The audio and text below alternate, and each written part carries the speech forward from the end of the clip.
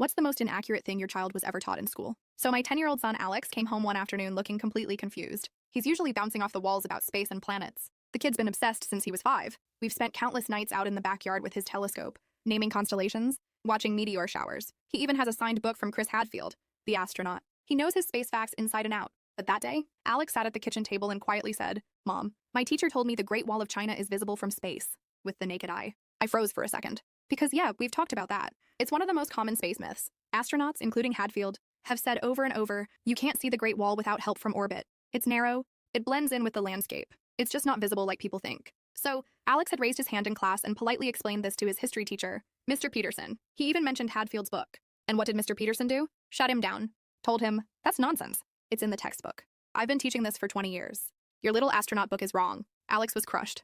The next day, he brought in his prized book to show the passage, hoping to clear things up. Instead, Mr. Peterson confiscated it. Worse, he made Alex stand in front of the class and repeat, the Great Wall of China is visible from space, 10 times. And as punishment, he gave him a 5-page essay on respecting a teacher's knowledge. When Alex came home, he was devastated. His signed book, gone. His confidence, shattered. Now I was furious. I emailed Mr. Peterson, politely explaining the actual facts, asking for the book back. His reply, I don't need space facts from a parent. The curriculum says it's visible, so that's what I teach. And the principal? She called it a minor factual dispute and didn't want to challenge a tenured teacher. Well, I wasn't about to let it go. See, one of my old college roommates works for NASA's education program. I told her what happened, and she was horrified. 3 days later, I walked into Alex's classroom with her.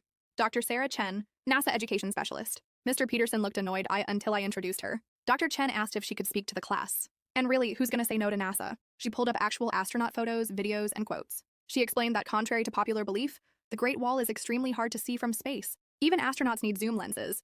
What's actually visible? Cities at night, big dams, major farmland, but not the wall. One girl nervously raised her hand and said, but Mr. Peterson told us it's in the textbook. Dr. Chen smiled and explained how textbooks can have outdated information. Then she held up their book and showed the publication date, 1985. By now, Mr. Peterson was visibly squirming. Then came the best part. The principal walked in just as Dr. Chen mentioned Alex's confiscated book. The principal shot Mr. Peterson a sharp look, and you guessed it, he reluctantly pulled the book out of his desk. Alex's face lit up when Dr. Chen not only handed it back, but added her own signature next to Chris Hadfield's. And just when you thought it couldn't get better, she surprised the class by connecting to a live video call with an astronaut on the ISS who confirmed everything. The following week, the school announced a full curriculum review. Mr. Peterson was signed up for a workshop on integrating current science into his teaching. Alex's class got invited to a special NASA virtual field trip. And that signed book? It's now on display in the school library alongside a note that says, never stop learning, even if you're the teacher.